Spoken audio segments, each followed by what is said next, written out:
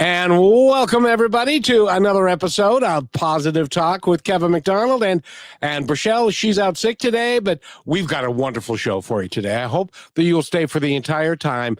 Greg Thomas is with us, and if you've heard that name before, you should. And he is a football player. He's a basketball coach. He worked with kids. He does amazing things. And we're going to talk about it all right after we do this opening. We'll be right back, everybody. There is a moment in every life when you decide to rise, to stand taller than your fear, to speak louder than your doubt, to chase the vision that sets your soul on fire. This is that moment. And here we walk it together with stories that awaken, voices that inspire, and truths that set you free. This is Positive Talk with Kevin McDonald, where hope has a voice, and that voice is yours. And I gotta say, thank you for coming, Mr. Thomas. Can I call you Greg? You can call me Greg, Mr. Kevin McDonald. I can call you Coach Greg because one of the things that we're going to talk about is I've never heard of this. A basketball team that goes 40-0. But we're going to talk about that in a little bit. But first, I have to tell you, do you know, I mean, I'm sure you do, and I'm sure people have told you that you are a living legacy? Some people say that, yes. It's hard to understand it sometimes, but we'll talk about some of those things, and I can understand it now. Well, and well, to give everybody a history, you grew up in West Texas, which, by the way, football is next to godliness, and more people go watch the football game than they ever go to church. And Yes. it is the football stadiums in West Texas are huge, and so you grew up in that environment. You were a quarterback on the football team, and then you went to Arkansas, and you became the first African American quarterback in Arkansas Razorback history, which, by the way, for those of you who do not know, that is a really big deal. And congratulations on all of that. And then you became a coach for the Plano. I believe that's the name of the Plano East. Plano East. And Yes, who sir. went 40-0. Yes, do you marvel sometimes when you lay your head down at night? Do you kind of marvel occasionally at the career that you have had and the impact that you've made on the youth that you've been around? Sometimes I try not to get caught up in the moment, but understand it's a blessing. And with our team being very good the past 2 years, but not good enough to repeat that feat, you really look back and like you said, marvel at it because it was unbelievable. 40-0. 40-0. I don't know that I've ever. Well, has there been another team in Arkansas that has been 40-0? Well, in Arkansas, I'm not sure. In Texas, there's been two 39-0 teams. Oh, so this is in Texas that you're coaching in Texas. now. Hey, the top level in Texas, 6A basketball. I was going to ask you because in Washington, where I live, we've got 3A and a couple of 4As. I've never even heard of a 6A. Well, That's how big a school does a 6A have to be? Over 2,300 students. Now, our school is a couple of years ago was the number 2 in terms of attendance, in terms of student body in the state of Texas. This year, I think we're 4th in the state in terms of enrollment. We have roughly 6,000 students between 3 campuses that feed into one. That is just amazing. Yes. And 6A, I mean, I've heard of like single A or maybe double A. Maybe having a record like that because they've got their talent is so much better than the other AA schools. But a 6A versus a 6A, and I heard a rumor. Tell me if this is true.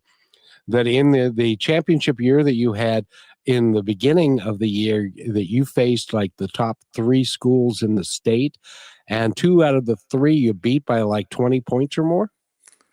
Honestly, yes, that is true. Coach Wester, our head coach, put together probably the most challenging schedule in school history. We played 31 games on the road of the 40. We played 17 state-ranked teams. 3 state-ranked teams out of Oklahoma and 2 out of Arkansas, because we traveled to a tournament in Arkansas and traveled to Oklahoma, and beat 17 of those teams by 20 points or more. I think our season, we had a margin of 25 points in 60% of our games. Mind you, we had only 3 guys go play Division One. The fourth would be a Division One player next year to come off that team. That simply is amazing. Amazing.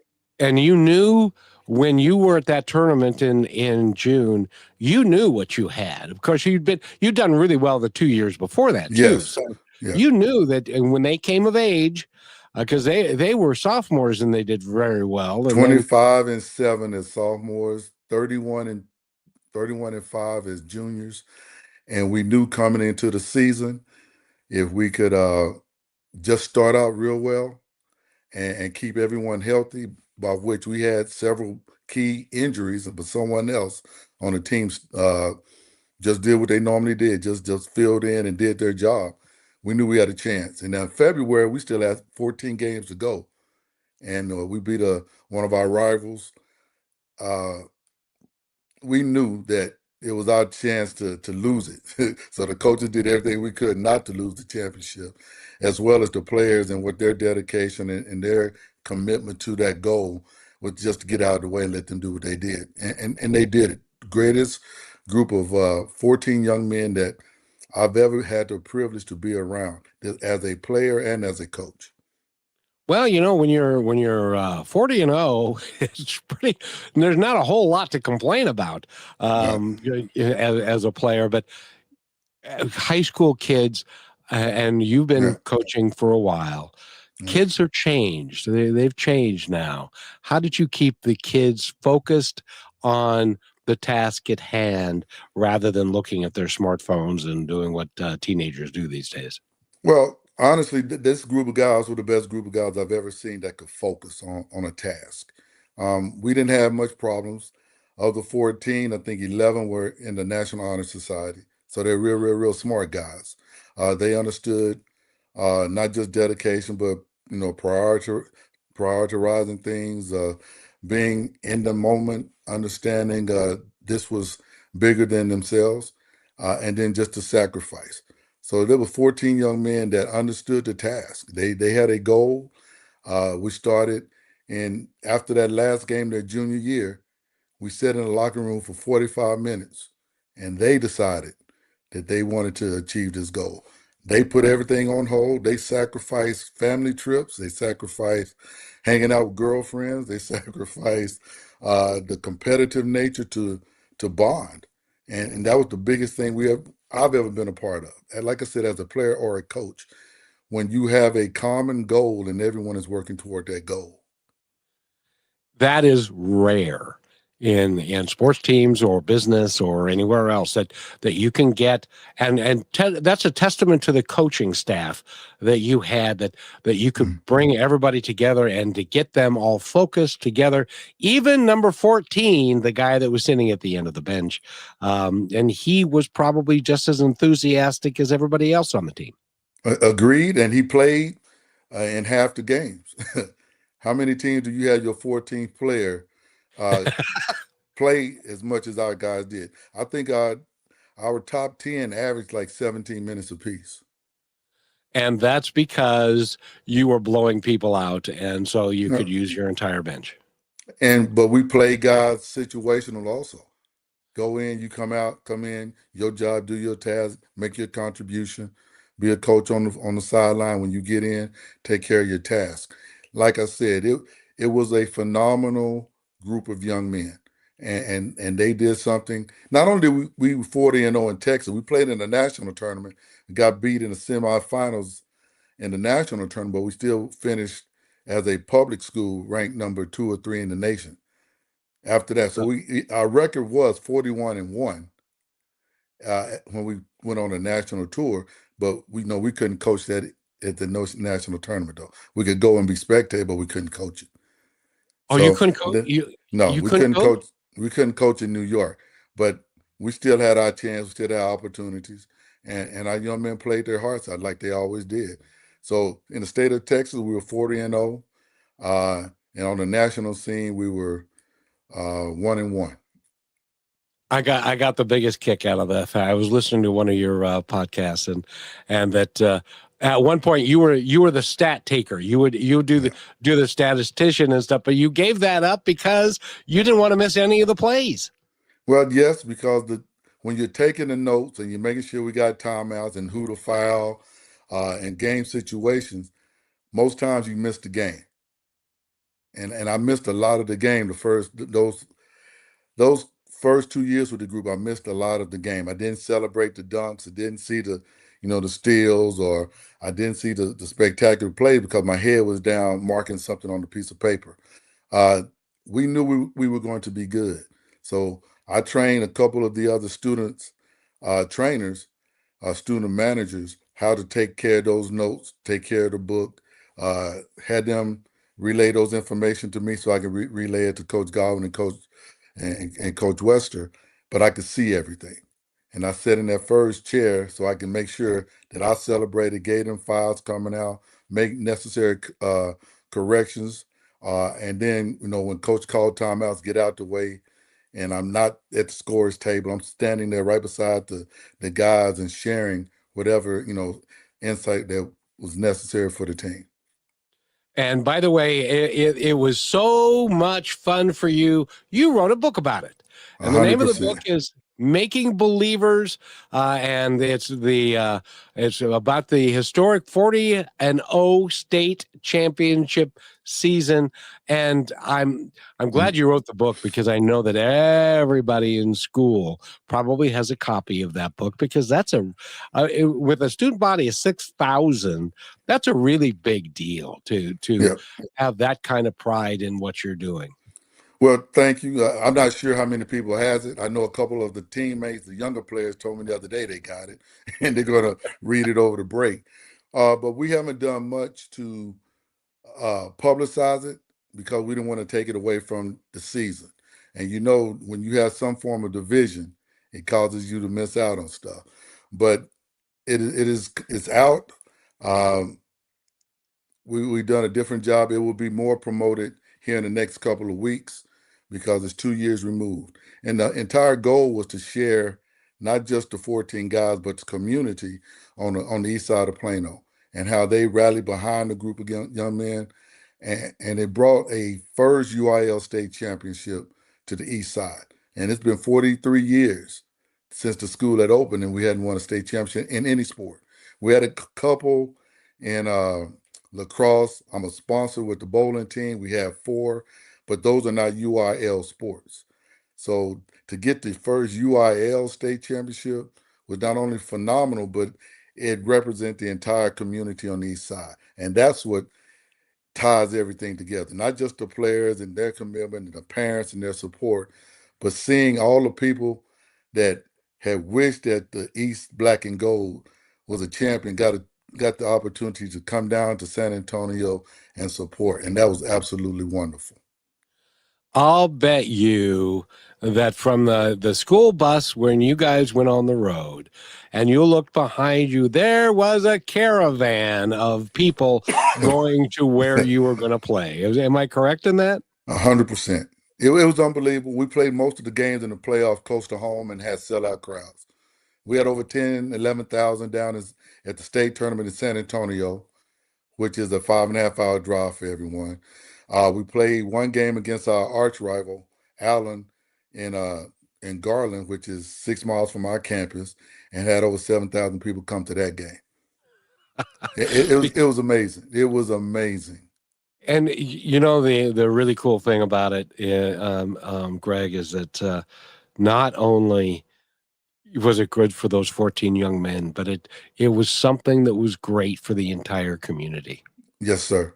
Unbelievable. Unbelievable. It's hard when you're competing with other sports and other activities, especially on our campus. When we had 3,000 students, they're spread everywhere, band, orchestra, track, whatever.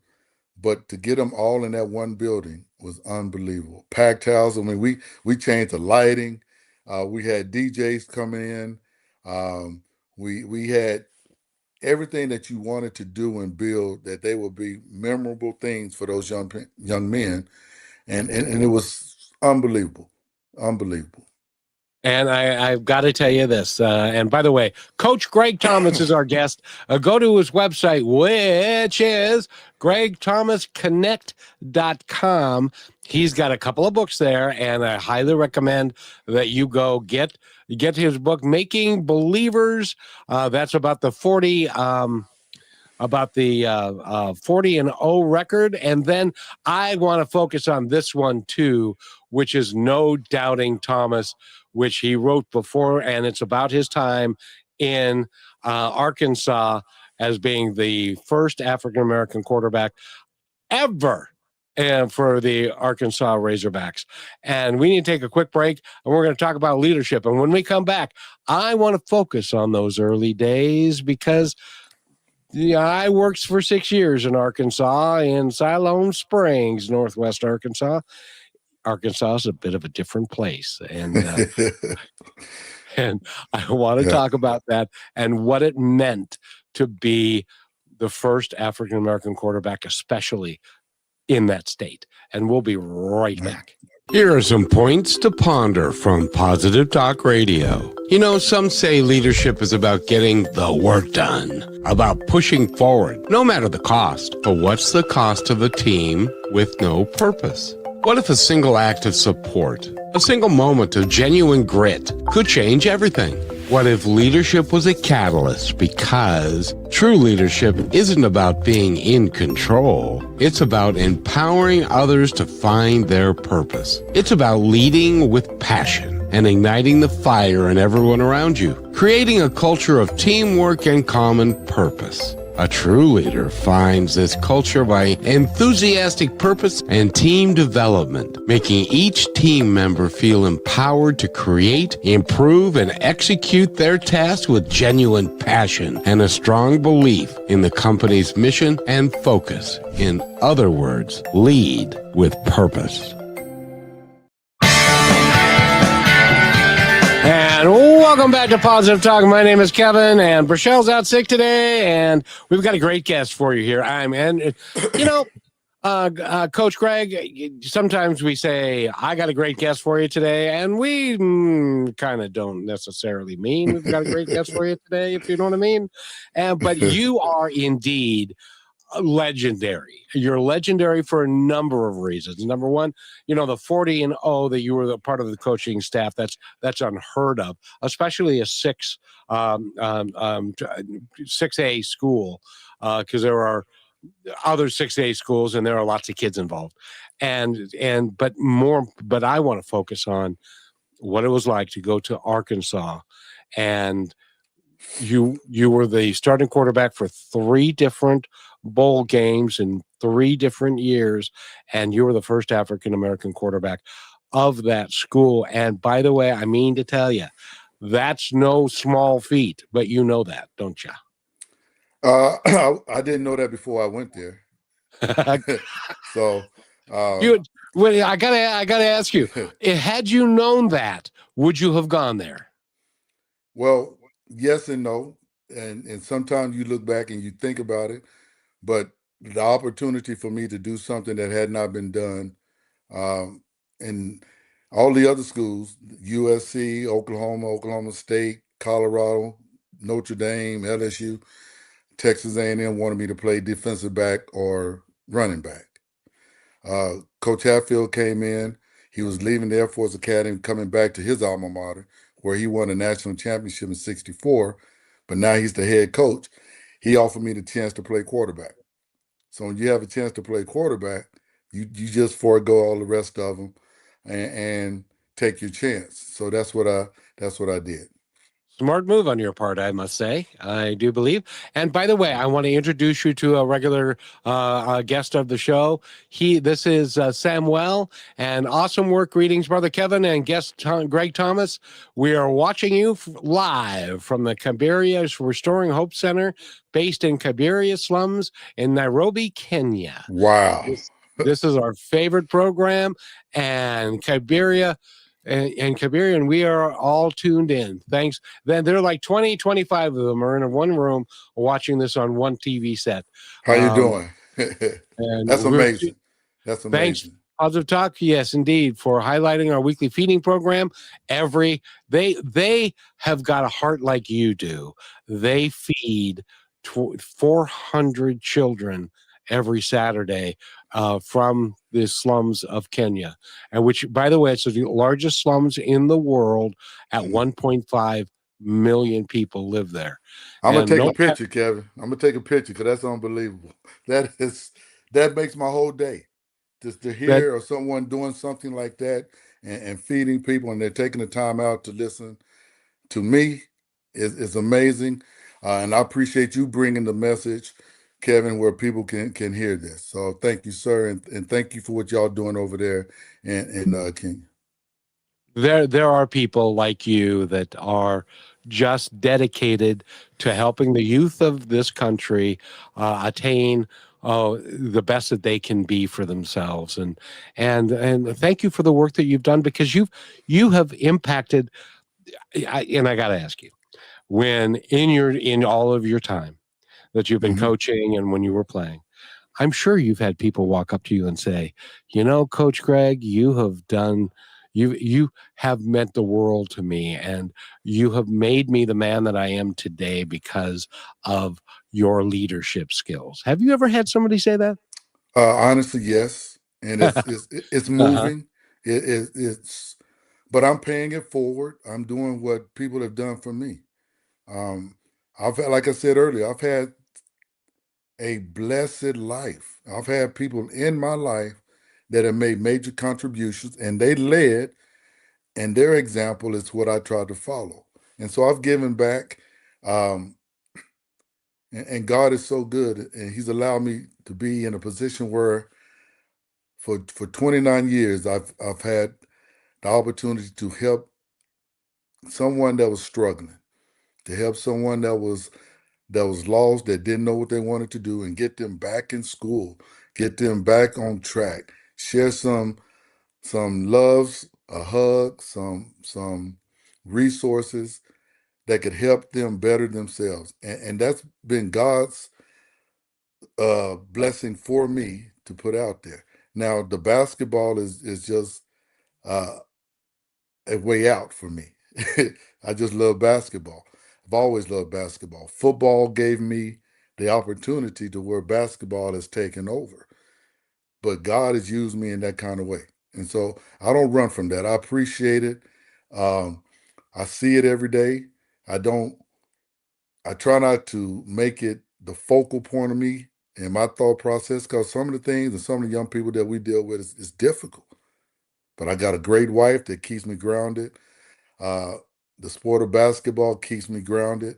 I have, 7 kids that are watching to see what dad does. Got 10 grandkids that loves being around, and that's the biggest blessing you could ever have. Congratulations on all of that. Yes. I imagine it's a lot of fun on Thanksgiving Day. We 25 to 40 people. Yes. So, how many turkeys is that?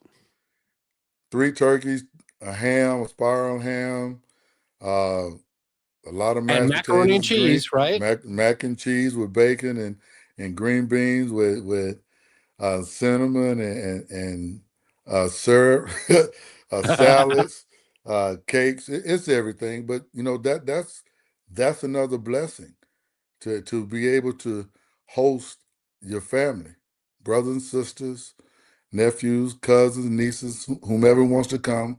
We just pull out a spread, put out a couple more tables. They bring the drinks and side dishes. We do all the meat, and then we just fellowship, give praise, ask for blessings, and enjoy the company. And congratulations on Thank you. both the family, the grandkids, and but your extended family is into the hundreds, if not thousands, of kids. Yes. I'm going to bet. Yeah. Yeah. Basketball wise, let's say during the state championship season, um, we had an alumni night where we had over 80 young people come back. And I had phone calls and making arrangements from people from California, from New York City, from Florida. Uh, they all came back to see the team play, and we got a chance with those young people so they could see the guys that built the program. But the texts and the phone calls was second to none. It makes your heart overflow to see those young people. Because when I was younger, man, I had the wrong idea about it. It was always just about winning games and trying to make a name. It You come to find out it becomes a brotherhood. It becomes an uncle or the coaching aspect goes beyond that, and then you're a part of somebody's life, and then hopefully you can give them some insight, some wisdom. They can be around you and your kids, and a bond is developed, and then they can go ahead and become better fathers, better brothers, better citizens. That's the goal. I've wholeheartedly agree with you. And if I, I think, because I remember the when I was a senior in high school and I was Hmm. one of the better football players on the team, and I remember being in the locker room before while we were dressing to get ready to get on the bus for our first game, and I remember looking around the locker room going, these are really a special group of guys. Hmm. And I really appreciate being part of the whole, part of this great big team. I encourage everyone, if you if your children have any desire at all, put them in team sports Yes. because you get great coaching, you have camaraderie, you learn how to share. Like there's only one basketball, as an example, Hmm. that you get to share, and you get to work together for a common goal, and all of those things. It's a big deal. Congratulations on that. Well, thank you. And like I said, the people that have poured into me gave me a foundation, and I stand on those shoulders.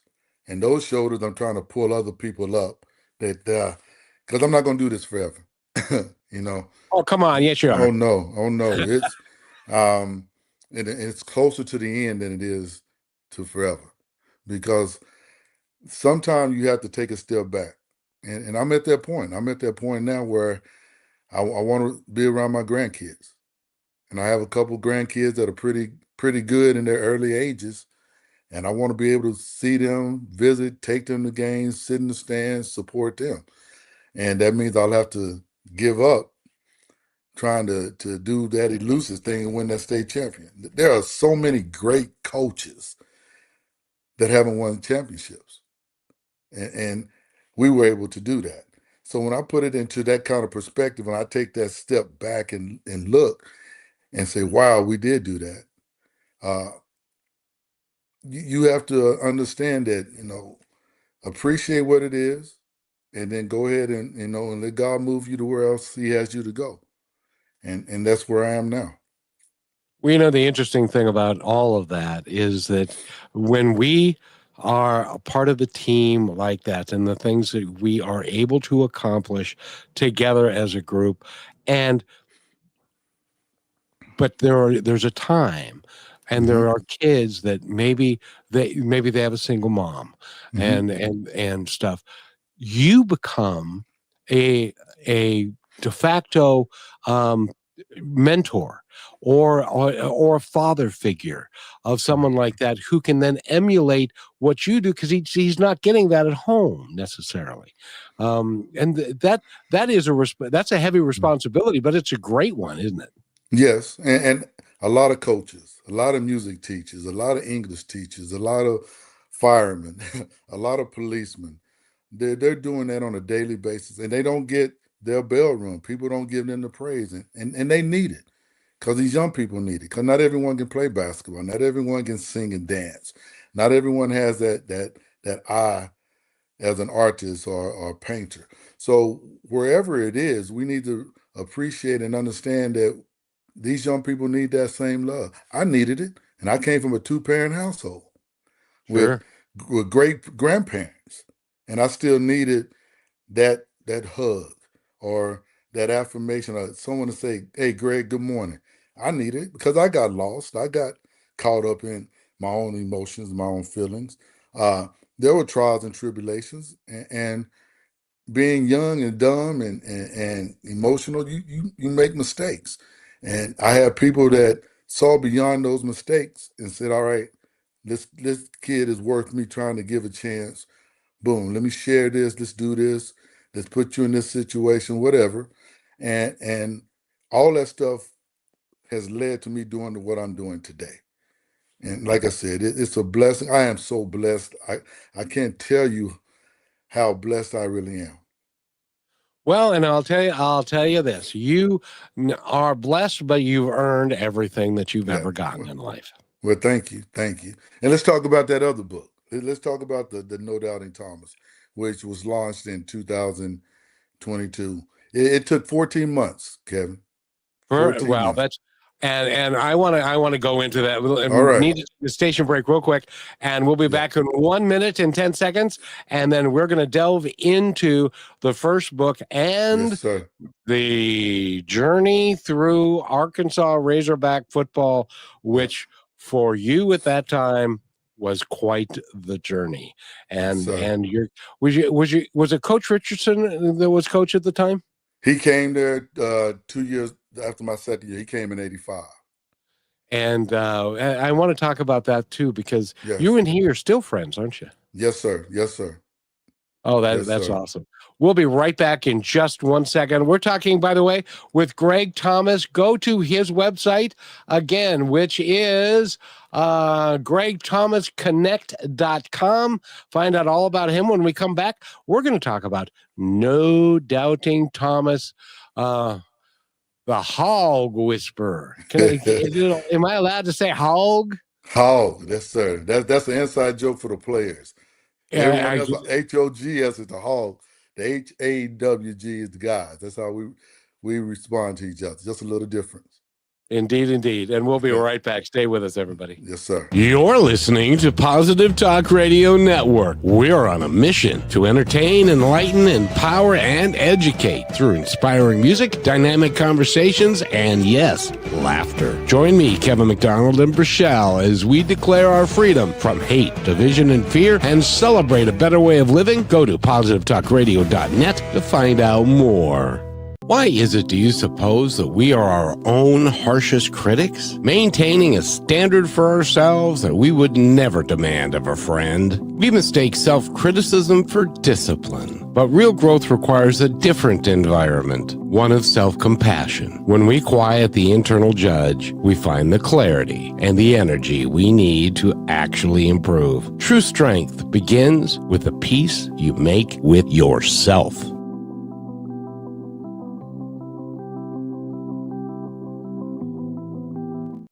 And welcome back to Positive Talk. My name is Kevin. Brachelle's off today, and Greg Thomas is with us. I'm telling you, Greg, there's somebody in our audience, Coach Greg. There's somebody in our audience going, Greg Thomas. Greg Thomas. I know that name. Where do I know that name from? It's like, and it's like, oh, he was a Razorback. He was. By the way, I asked one of my teammates, what's a Razorback? And they have no idea. A Razorback is kind of a hog, isn't it? It is. It is. It's a tenacious animal. So that's Yes, what a it's a tenacious tenacious pig. hog. Yes, sir. And No Doubting Thomas is the name of the book, and you wrote that because you're a person of note, because you're the first African American quarterback. By the way, I'm looking forward to the day when we no longer have to apply any of those labels. I would like to say you were the best quarterback for the Arkansas Razorbacks on that team 3 years in a row, and that's why you were the starting quarterback. I would like to think so. I would like to think so. Well, But it was, let me say this though. Let me give you a little correction. I was the first to start. Now, Martin Lamont came in 76 to 78, but he never played. Well, he played in 5 games. Let me say it like that. He didn't get the same opportunity I did. And then 10 years later, I came um, with the thought process of if I'm going to come, you know, a state and a half away, I'm going to play. And that was the goal, to get in there and do the best I could. And honestly, when I saw the locker room and the positions and the guys in there, I knew right then, yes, this is where I'm going to be. I have a chance, and so let's take this opportunity. Well, and they want, and all the other schools, including USC and some of the other schools that were trying to recruit you, wanted you to become a defensive back or a running back, anything but quarterback. Why was that, do you Uh, suppose? that's just the way the times were. That's how the people saw things. I wish I could explain it, but I can't because most people today, the younger folk, don't even know it existed, and the parents that do know, uh, it was a challenge and it was something they weren't expecting. They didn't think it was worthy, and so when you had different thought processes, different biases, different realities, it was a shock. And for the people in the state of Arkansas, it was a shock. They never. I think when I got there, Arkansas State had a black quarterback, and two high schools had a black quarterback: Pine Bluff High and Little Rock Central. I think that was it in the entire state. And so when you grow up and you don't see it, and your media doesn't discuss it, and it's not in the papers, and then all of a sudden you got a black face that's representing the university, the flagship university, yeah, it's gonna have some backlash. You got people that 10 years earlier didn't want black students going to school with white students. So it was historic. It was game changing. Uh, and for me, at times, it was very, very difficult. Um, but that's Well, and that's I, just the reality. well, and I'm willing to tell you, and I mentioned this to you before we began. I spent some time in Arkansas, and I know that they got a different style of being down there. And uh, so, in order for you to be the starting quarterback on the Arkansas Razorback team, you mhm. had to be so much better than your backup because the coach had to justify to the alumni group and to other folks why Greg, what is it about Greg, because so there was a great deal of pressure on you, wasn't there? Yes, but it wasn't anything I wasn't used to. On the field, I could control that. What I can't control is how people think, how people act, how people react. Um, So I didn't too much worry about that. I worried about the 10 guys that was on the field with me, the 30 that were on the sideline that were on the offense, and then played against and played with the defensive team. I tried not to consider the thought process of everyone else. Just how can I get this play executed for success? And that's basically what the mindset was. I know what you're going to do for your third book. Okay, share. It's going to be on motivation and focus and the ability to rise above adversity, to be able to focus on the task at hand so that you can complete the mission as best that you can within your skill set, so that you don't have so that that's the next book. It's going to be a motivational book. Well, I appreciate it. Well, I try to coach like that every day. So Yes. that's the thought process behind the coaching is as much pressure and a breakneck speed game, but you being able to handle the pressure and handle the situation and be able to function.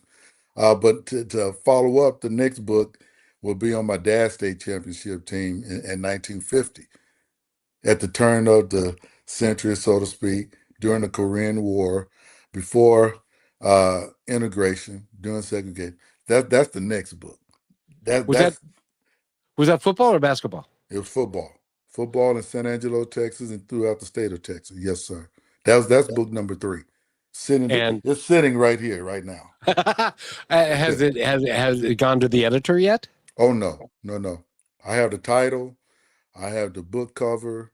Um, I have a couple chapters, but I haven't sat down to write it yet. So that's going to be done. Well, it will begin here after spring break. Well, and now, how many more years? You mentioned that you want to be with your grandkids and stuff. And I hope I'm not making any news here, but how many more years are you going to coach before you decide to go do something else? I haven't decided yet, but That's it. I'm at year 29 right now. Well, So you're just a kid. no, I'm 60-year-old man. well, My time of playing was 40 years ago. What we're discussing today happened 40 something years ago. But we act like it happened 80 years ago. In 1984, I was the first to go on the field and yeah. take more than one snap. And that was 40 something years ago. By And which it was the most fun, the loudest I heard Little Rock War Memorial was in, 1984. In the third quarter, he finally put me in the game, fourth game of the season. And it was the best roar you could ever hear. And 2 hours later at the university, when I got back, my phone wouldn't stop ringing where people were calling me, threatening me, telling they're going to shoot me, hunt me down. And you take an 18-year-old kid who just had the greatest experience and it turned it upside down within 2 hours. And then it went like that for the next 6 months until I was named the starter in 85, and then it increased from there. I mean, so you're telling an 18-year-old kid, and I come from an environment where I was the first black to start in my hometown of San Angelo as a junior. so you're used to first, Yes. So, but you're well, not used to death threats. never. You never get used to that. You never, I don't care what position you are in, you're not used to that. And I was 18.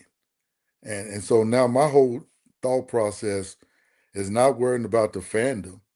Is worried about proving myself to the 85 guys on my team and the 12 coaches. That's where your focus goes. It's like I'm gonna make them like me. No, it's not every fan, but it don't take every fan. I know my phone rang off the hook, and it seemed like it was every fan, but then my skin got tough, and my thought process got tough. My dogmatic attitude got tougher. I'm going to prove this. How do I go out and prove this? Now, do you win people over? Sometimes you do, but sometimes hate is just hate. Dislike is dislike, and no matter what you do, they're not going to make those necessary changes. So I couldn't worry about them. I just wanted to play ball, and I wanted to make sure my teammates.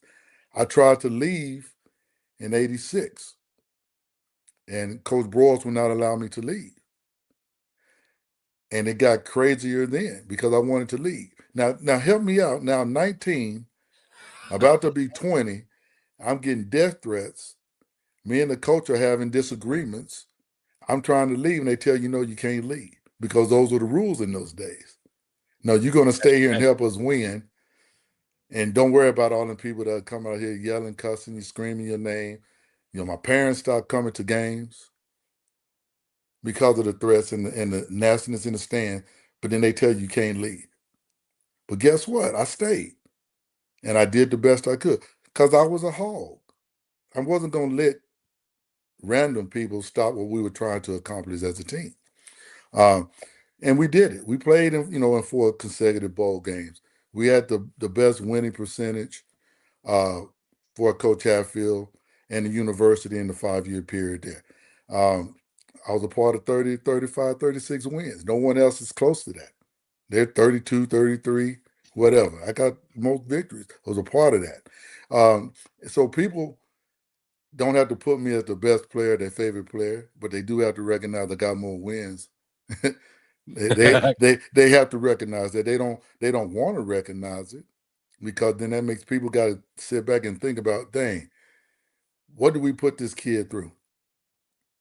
Just imagine if they were more, if I didn't have to deal with that.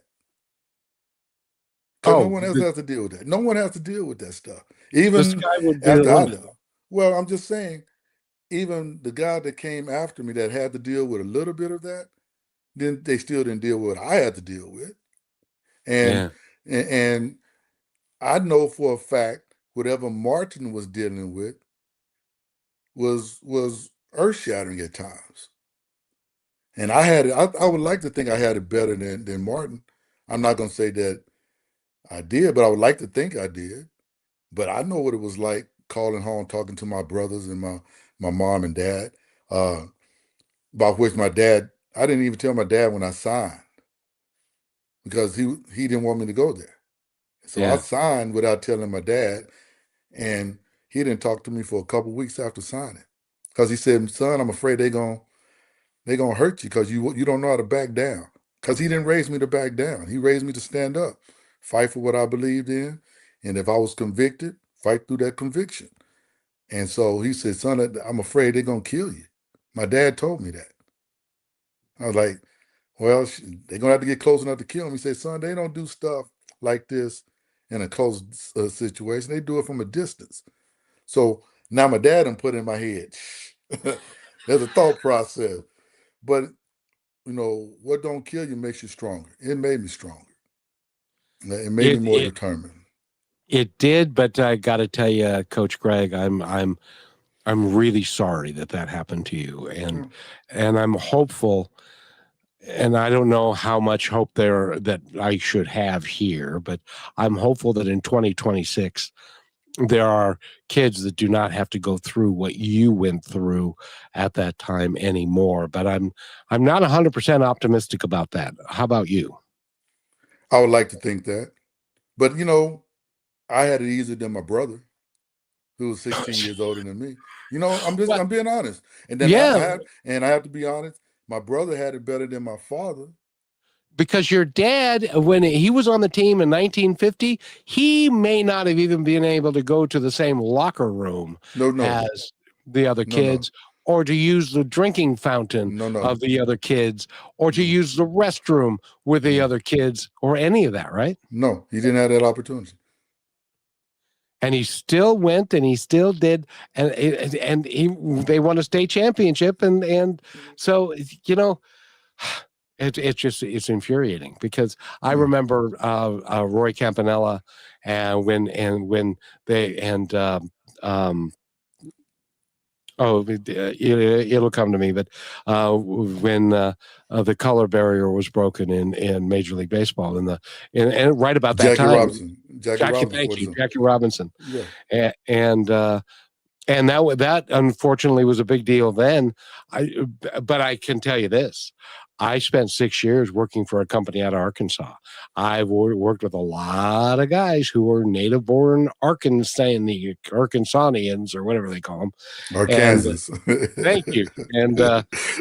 And there's a difference, and there is still a degree of bigotry, and as far as I know, it still goes on today.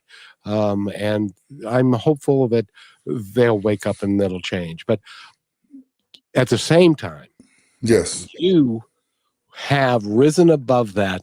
You understand it, and you're still like the Elton John song. You're still standing. You're Yes. still standing strong, and Yeah. you're doing great things, and you're helping a lot of great kids. So I wanted to mention one thing to you. I wanted to ask you, since you're a coach and you're also an educator, I wanted to ask you this.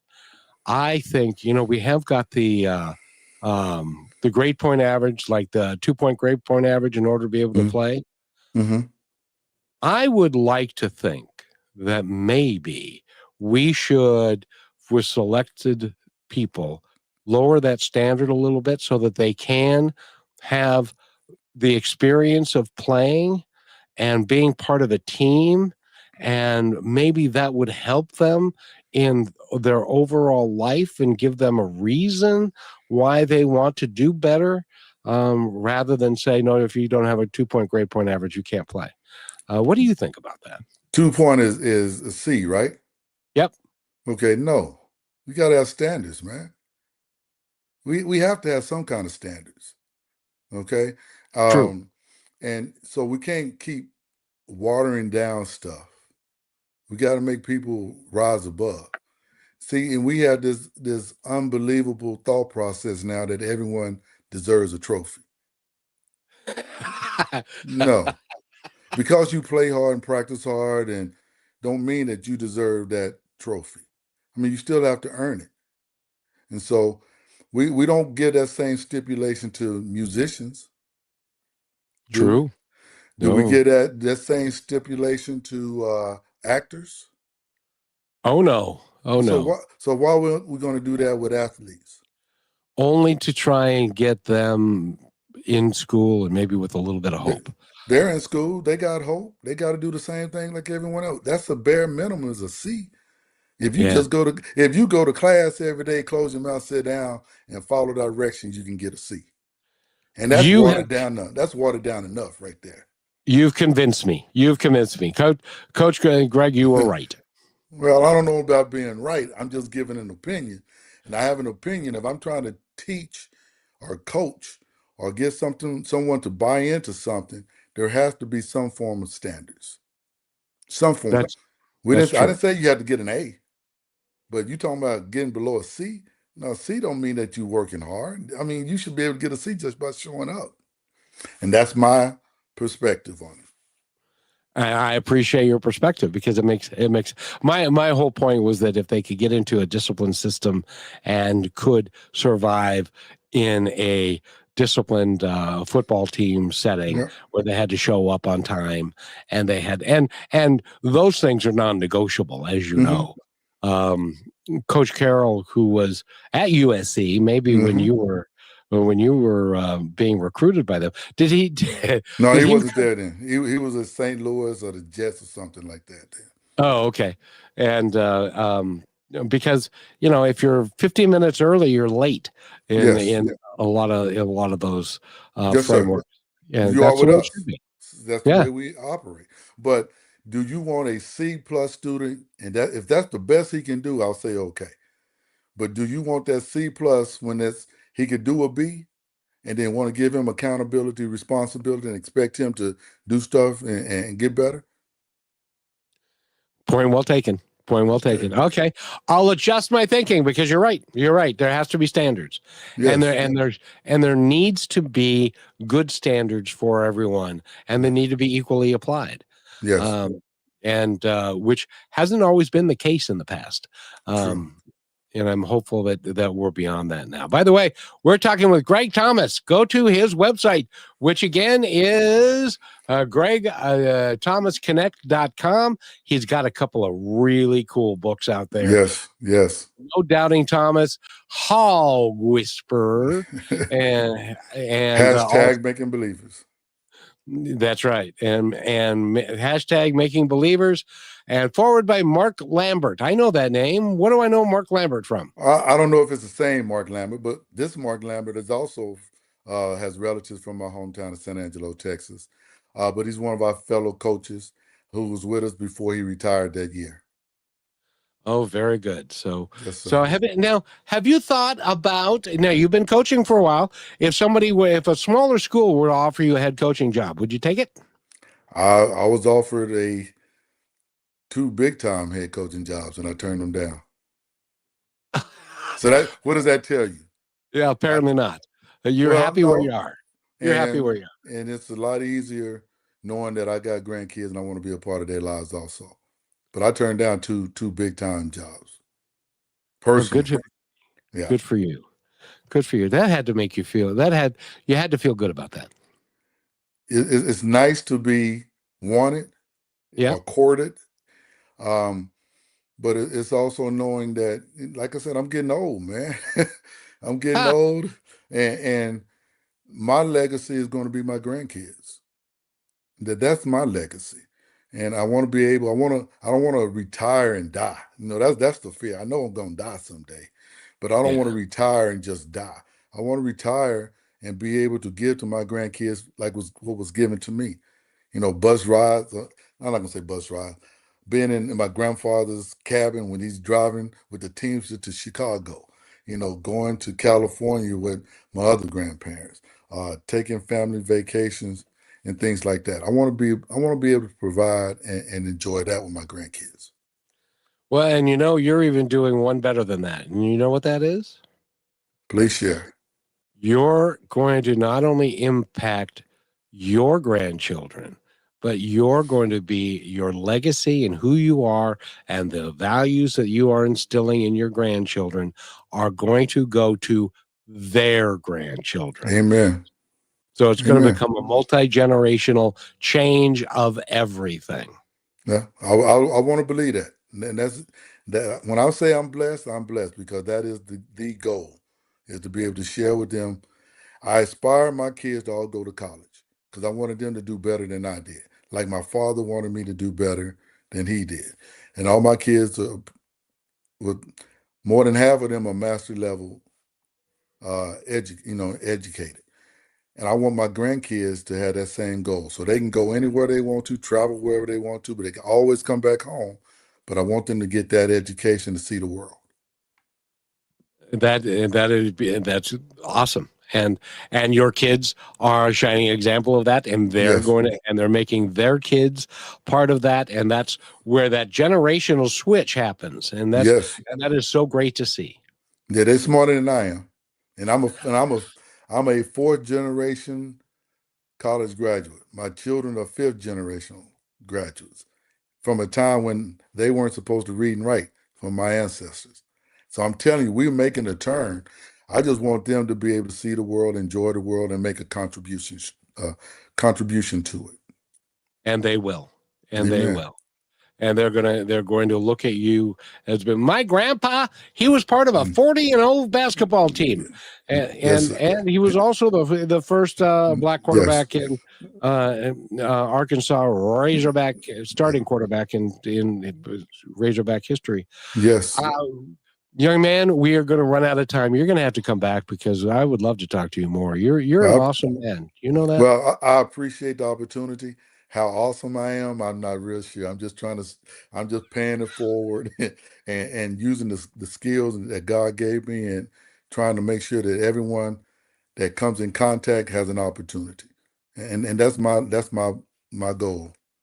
Well, I can tell you this: you are famous more than you know, and you are respected. I hope that you know how much you're respected. Well, I appreciate you saying it, and I thank you for the opportunity to come on and share and relive and laugh because we all need to laugh. But understand that some people have to deal with things, and that's life. And you don't worry about it, just going about your business. But I share my two stories in those two books, No Doubting Thomas. That's my personal contribution. And the last one is hashtag Making Believers. Is those young men and their goal and their desire and their commitment to one another, and read the stories because the story is pretty cool. Um, Hopefully we can grow it bigger. Uh, Talking about doing documentaries on both of those. Um, and then it can inspire other young players and young kids. It's not just a basketball book. It's a family related book. It's written that way, so I can put it in any library. You're not going to be embarrassed. I'm not going to call people out the names. It's a good, wholesome story. Both of them. I think that they need to make a mini series out of your life. There's a whole bunch of people, Kevin, that have done a lot more than I have. Hey, Been way more impactful than I am. But I appreciate that, and I thank you.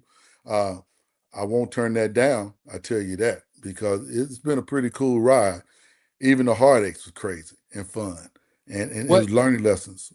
and the interesting thing is that the kids today, now you're 60, I'm a little bit older than you, ha ha ha ha, and but the kids today they don't really have a clear understanding of what it was like for Yeah. you when you were 18 years old walking into the Hmm. Arkansas Stadium. Right. Um, that's a completely different thing. But so you're gonna have to come back. We got to talk more.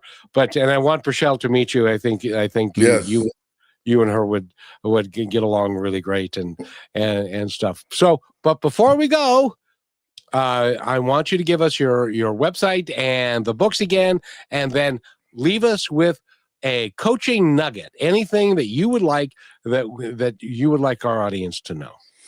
Well, the first book is No Doubting Thomas. It was released in October in 2022, and that chronicles my life as a University of Arkansas football player, etc. Uh, the second book is hashtag Making Believers. Was just launched in uh, 2025. Both are five-time award-winning books. Well, let's say this. I just got another email. Hashtag Making Believers is now a six-time award-winning book Oh, in hold in on. 6 months. Thank you, sir. Thank you, sir. Uh, that's pretty cool. Uh, but you can go to my website, gregthomasconnect.com. It has a lot of things on there, what my future goals are, services that I can provide, etc., and information on the books. But the best thing, I've always understood and was taught to me that hard work pays off, no matter what it is. And that's part of one of my best sayings: hard work pays off. It doesn't mean you're going to win the championship. It doesn't mean you're going to be great at something. But when you put in that effort, you appreciate the outcome. And when you put in that effort and you never quit, you will succeed at most everything in your life. Yes, sir. Gives you an opportunity, Kevin. It gives you an opportunity. And that's all you can ask for. That's exactly right. But if you quit, you don't even get the opportunity. So you can never quit. So, amen. Coach Greg Thomas has been our guest, and I want to thank you so much for being here, young man. You are just awesome. I've enjoyed this thoroughly. Thank you, sir. Let me know when you have another opportunity, and I can join you and your co-host, and we can have some more laughs and talk about whatever you want to talk about. You got it, sir. Thank you so much, and you have a wonderful rest of the day. You too. Woo pig. Plain old East, baby. Thank you for being part of Positive Talk with Kevin McDonald, where stories inspire and voices remind us of what truly matters. May today's conversation give you hope, courage, and a reason to keep moving forward. And just remember, till next time, be kind to one another because each other's all we've got.